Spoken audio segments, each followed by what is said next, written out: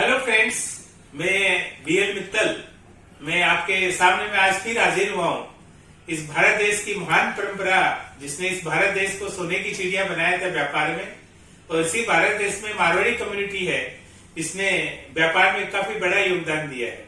तो ये जो भारत ने अपनी विरासत बहुत महान व्यापार खड़े करके की, इसके विरासत, इसकी ये सद्बुद्धि इसकी भाषा में विद्यमान है, जो लोकोक्ति के माध्यम से, छोटे छोटे स्टेटमेंट के माध्यम से आप देखेंगे काफी फैली हुई है।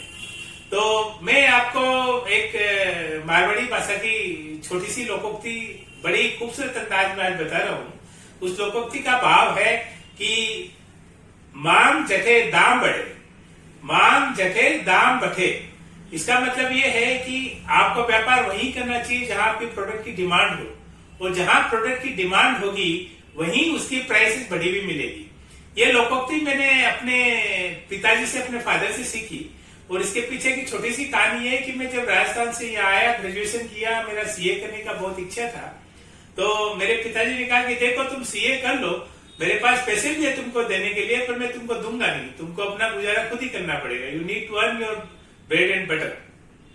तो मेरे को तो उस समय सीए की आर्टिकलशिप के लिए ऑफिस जाना पड़ता था। 300 रुपया महीने के महीने मेरे को स्टाइपेंड मिलता था, और मेरा जो महीने का खर्चा था वो 3500 रुपया था। तो उस समय एक अकाउंटेंट की सैलरी पूरे महीने की 3500 रुपया होती थी, तो 3200 रुपया शॉर्टफॉल था। अब मैं क्या करूं, मेरे पास तो एक सप्ताह में खाली 6-7 घंटे काम करने के थे, और उसमें 3200 रुपया कमाना था। उस समय कोई भी मेरे को नहीं देता, इतना स्किल सेट मेरे में था ही नहीं। फिर एक दिन एक हिंदी न्यूज़पेपर मेरे पिताजी ने मेरे को दिया, उसमें एक विज्ञापन था।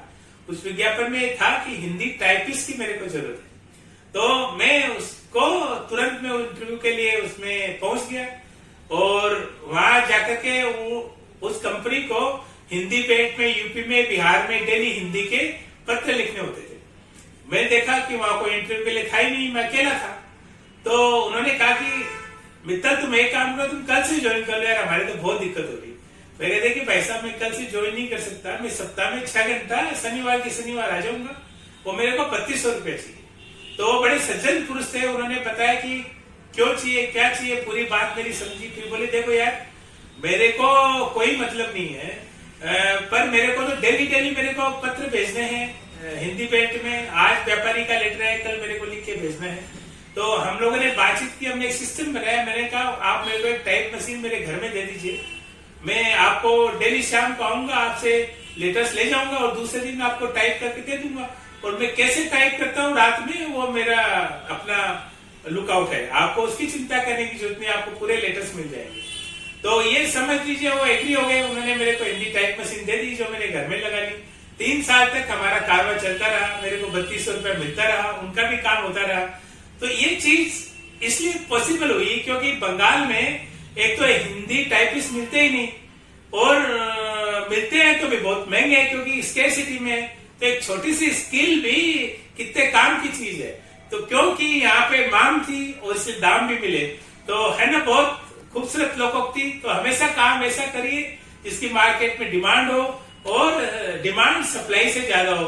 कुछ यूनिक आइडिया, वो बहुत बड़ा आइडिया होने की जरूरत नहीं है। एक छोटी सी स्किल भी यदि डिमांड में है तो आपके व्यापार को बहुत आगे बढ़ा सकती है।